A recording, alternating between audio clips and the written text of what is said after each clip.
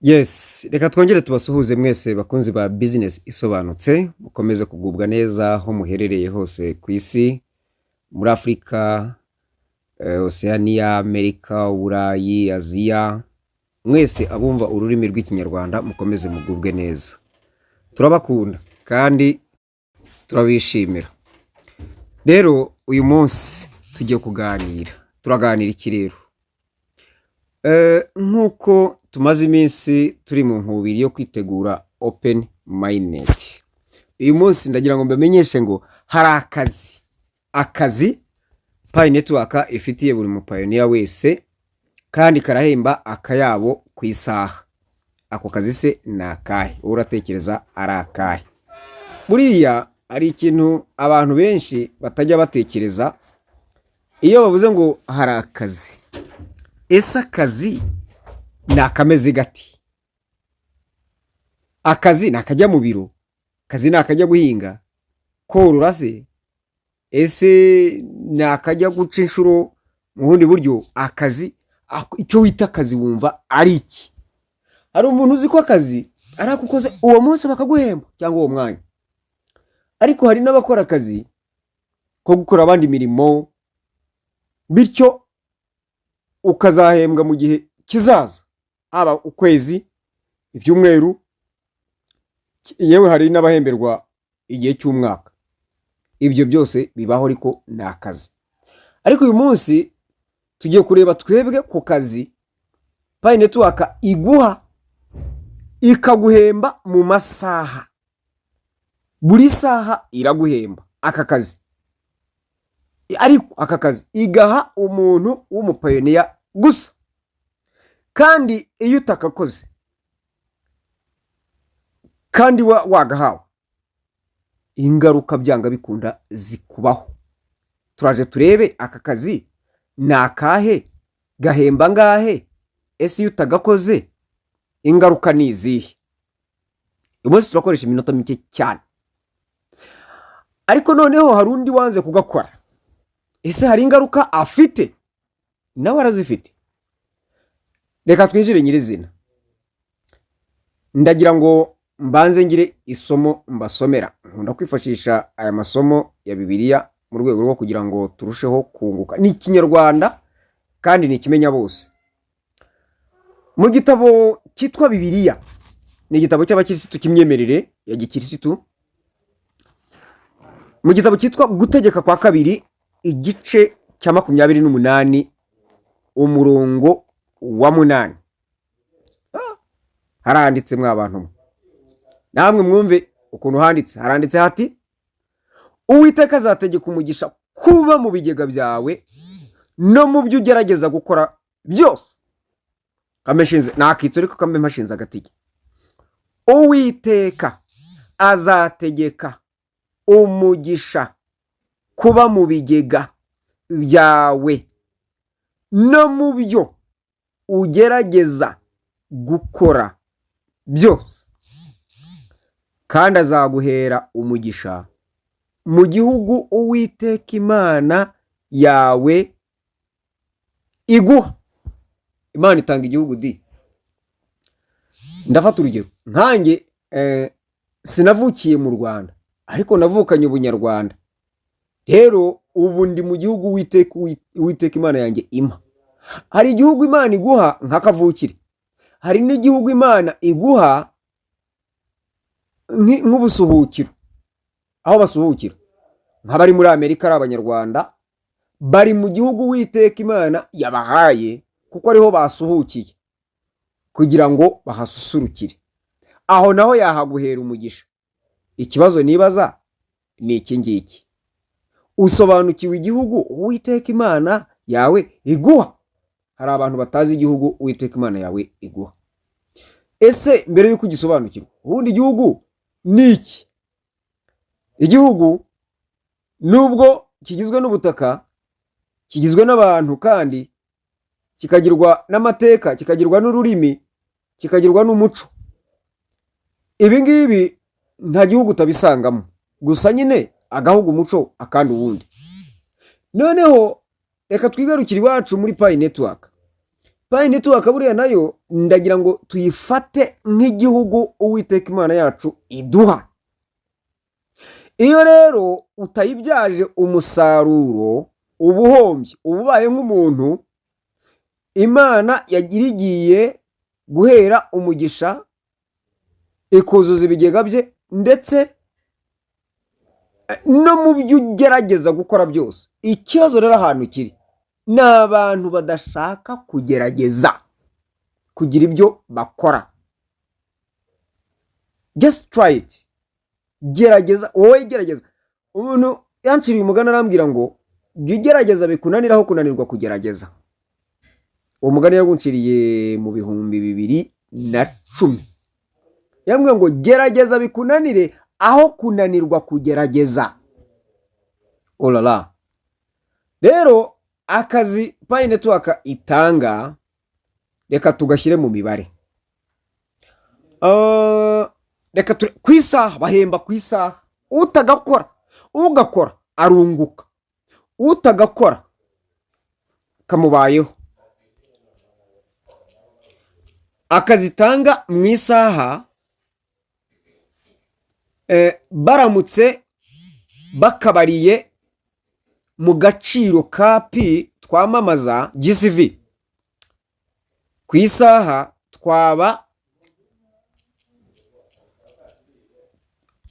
baba bahemba amadolari 1539. 1339 nibura uyashyize mu manyarwanda ni miliyoni 2 n'amafaranga 700. Ubwo mu minsi 30 ni miliyoni 60 n'ibihumbi 21. Inya ngaya amafaranga ihemba. Uti se ibintu ni biki? Akazi Payi netiwaka ihemba, itanga ikaguhemba, nta kandi ni akazi ukora rimwe mu masaha 24. Nta nubwo ako kazi kagusaba kumara iminota 5 n'umunota umwe ntushira. Ikintu bigusaba gikomeye cyane ni internet muri telefone yawe.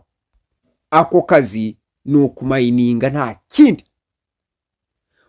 Muntu waregisterinze Payi, akazi baguhembera mu masaha 24 bakaguhemba, ariko bakaguhemba buri saha, kandi wagakoze mu gihe kitarengeje umunota cyangwa iminota 2. Ni akazi ko kumayininga. Baguhemba 0.0049 bya Payi. Izi Payi uzishyize mu gaciro ka GCV Global Consensus Value k'ibihumbi 314,159 by'idolari, ni 1,539 n'ibice 37.9 bikuwe n'amafaranga 1,300 y'amanyarwanda.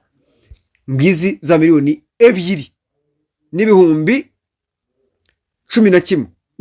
N'ibihumbi n'igihumbi n'ijana na 92. Mu minsi 30 ni za miliyoni 60 n'ibihumbi 35,788. Ikibazo, niba izi Payi 0.0049 niba bazakurikiza iki giciro cya GCV 314,159 by'idolari, urabona yuko mu isaha imwe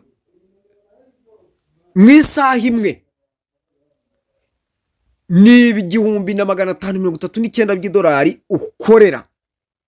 Noneho bikube n'amasaha 24. Nabibaze nabi. N'amasaha 24 mu masaha 24 ubwo twashyize mu madolari ni ibihumbi 36,945 kuba n'icyatatu cy'amanyarwanda ni miliyoni 48 n'ibihumbi 280 n'ibihumbi 28,627. Uyu muntu wanga kumayininga ibintu bitari bumurenze n'umunota, reka bikabyo bibi minota 2 nubwo bitajya birenga, yakoresheje megabyte za 200 ku munsi, 200 ku munsi. Ariko mana yanjye, zishyiremo uri bumayininge mu masaha ari buze, ku buryo uyu munsi ndizi buzimayiningishe nindangiza mfunga internet, dore ko benshi ariko babigenza, hanyuma iyi paka bazajye kwitwara ejo namaze kumayininga. Uzaba ufashe 200 uyakoreshe mu minsi 2, uyakoreshe mu masaha 48, ube ukubye kabiri igiciro cya 0.0049 ukubye kabiri bihwanye n'amadolari ibihumbi 3 n'amafaranga 78 na biriya bice, hanyuma bigahwana n'amanyarwanda miliyoni 4 zivuye mu mafaranga 200 washoye n'umwanya wawe utarenze iminota 2 inshuro imwe. Ulala, no kwitonda. Abantu benshi ni mu bari ibi bintu, ntabwo dukeneye kuzabara ibi bintu ari uko twabonye agaciro ka payi kataraboneka, nubwo dufite icyizere yuko iyi GCV agaciro ka payi katazajya munsi y'iyi GCV. Impamvu nuko twahawe uburenganzira bwo kwigenera igiciro, kandi nicyo turimo gukurikiza. Ikiriho nuko iki giciro kizakurikizwa, ariko nanone ikirenze ibyo nuko iki giciro kizajya hejuru, agaciro ka payi kazajya hejuru y'iki giciro cya GCV turimo kwamamaza, 314,159 by'idolari. Ndagaya kandi mbabariye umuntu utesha agaciro ku mayininga. Aka ni akazi payi yatanze, yarakubwiye ati wowe kandaho ikintu payi, akazi payi itanga ni ukugaragaza yuko uhari, your presence. Ese urahari? Yego, kandaho, kandaho, turaguhemba. Niko kazi payi yaduhaye. Muntu binanira, ufite ikihe kibazo mu mutwe, ufite ikihe kibazo? Ibi ni uburwayi bwo mu mutwe, ni uburwayi bw'ubutindi, bw'ubukene, ni uburwayi ni imyumvire njyabukene ikeneye gukocamuka. Abantu benshi barakocamye, namwe nimumbabarire. Ibintu bitantwara amasegonda 60 byaba bikabije bikantwara amasegonda 120, ariko nkaba mu isaha koko mu isaha bishoboka yuko naba nkoreye amafaranga miliyoni 2, ubwo mu masaha 28 zikaba ari miliyoni 48 bakurikije kiriya giciro. Turamutse dukurikije kiriya giciro, niba iki giciro gishobora kuzakurikizwa, tukaba tubyishimiye, tukaba tubyamamaza, tukaba tubikurikiza, tukaba tubyizera, tukaba tubyiringiye, kuki tumva ibyo wahembwa mu isaha imwe ntubyumve mu masaha 28, kandi ibintu wakoze mu munota umwe nawo udashize? Maze rero abwirwa benshi akumva beneyo. Ibi tuzakomeza kubivuga, ahari ngo ijambo rimwe ku munyabwenge rirahagije. Abanyamadini bajya bavuga ngo uvuga ijambo rimwe gusa roho yangira akira. Umuntu nkomerekeje niyihangana azahora akomereka, ariko umuntu roho ye ikize kubera iri jambo aragahora akira. Maze rero ararekwa ntashira kandi aryoha asubiwemo. Reka tuzasubiremo ikindi gihe, ariko mbibutsa iri somo uko rivuga. Gerageza bikunanire aho kugira ngo unanirwe kugerageza. Naho muri Bibiliya haratwibutsa mu Gutegeka kwa 2 igice cya 28 umurongo wa 8 ngo Uwiteka nuramuka ukurikije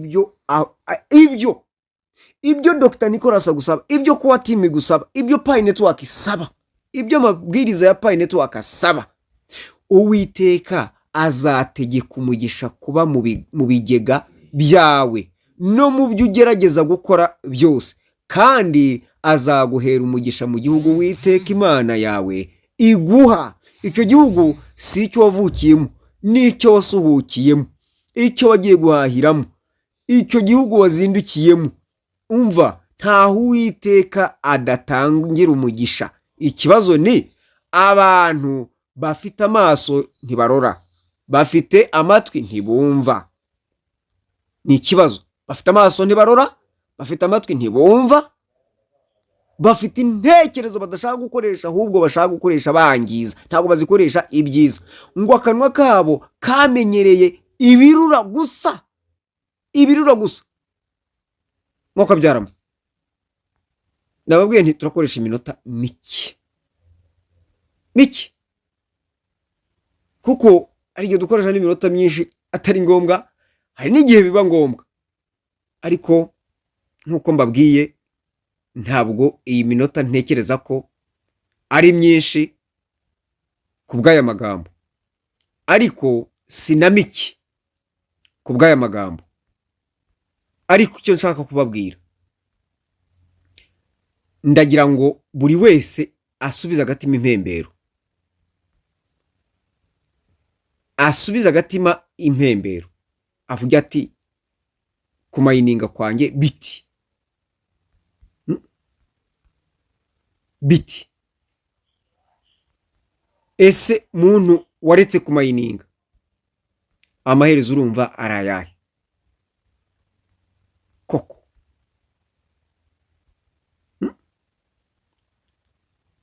Wabiretse kugira ngo bigende bite mu by'ukuri?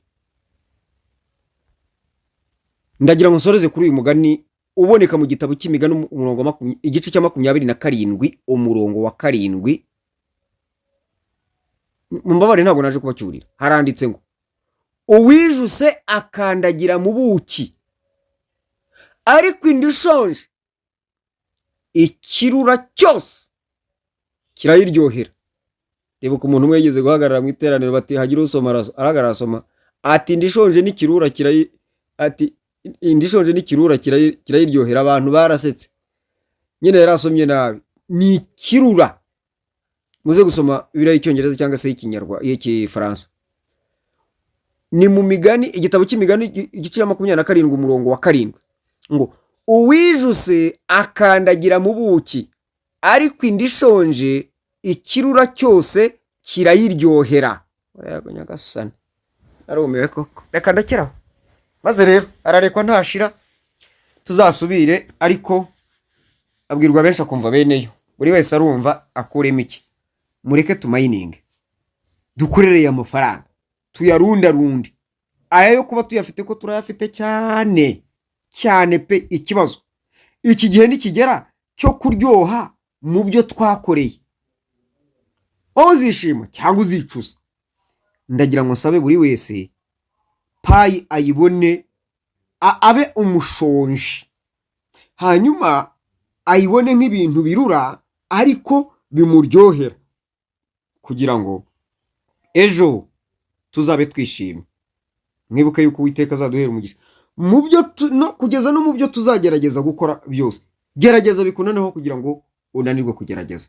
Murakoze cyane, ndabashimiye, ariko ndabasaba ntimwibagirwe gukora subscribe.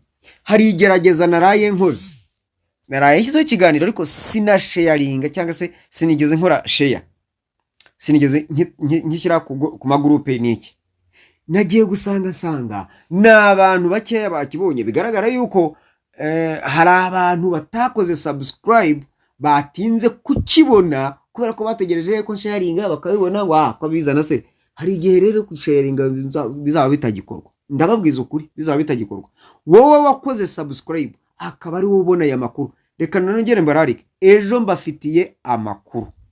Ariko nanone nongereho iki ngiki, wa munsi w'umuhuro twateguraga kuwa gatanu aho twagomba gukorera barahafashe, ahubwo turateganya kuwa 4. Ejo tuzabaha amakuru arambuye kugira ngo buri wese abisobanukirwe, kandi twitegure tubabwire n'ibisabwa byose kugira ngo twitegure kujya guhura, kugira ngo dufashe benshi bafite ibibazo muri payi kugira ngo bikemuke. Nshimira abakomeje kwitanga, umuntu aragiye gutya agafata itike ye, hari abampamagara akambaza se kugira ngo mfashe bisaba ngahe, nkambwira ni ubuntu, ngira ngo bazi ko mbabeshya. Umuntu akaza nkamukorera ibishoboka bigashoboka, ibidakunda ntibikunde, nkamubwira ibyo ajya gutunganya. Benshi bakomeje kuza ugasanga umuntu hari wangezeho uyu munsi usanga ni umusirimu pe, ni umusirimu, ibintu byose yarabitunganije neza neza, n'utuntu duke cyane twakozemo ariko natwo tutagize, ariko ibintu uko akurikira ibiganiro agenda bikora. Ariko yari yaraje n'ikindi gihe hari ibyo nari namukoreye, ariko nawe akomeza kugerageza uko akurikira ibiganiro. Namwe mujye mugerageza, ariko ibyo ubona uri bwice witonde, ntubihubanganye, ntubyice, sibyo? Urumva abandi kubera ko badasobanukiwe, niyo mpamvu tuzahura kugira ngo tubafashe bive mu nzira, na cyane ko turimo kwitegura benshi ko bishobora kubagiraho ingaruka ejo bundi mu kwa 9 kuri 30 turatangurana n'izo tariki kugira ngo umuntu azabe yagize yafashije benshi bitungana. Nabwo ko tudakoresha igihe kinini, none nkoresha igihe kinini, munyehanganire nuko ari uko ngoko nabaye. Murakoze, mugira ibihe byiza, weekend turimo dusoza, ikomeze kubonegera tukinjira mu cyumweru gishya, cyangwa se cyumweru cyiza, mukomeze kunogerwa na buri wese ibyo arimo.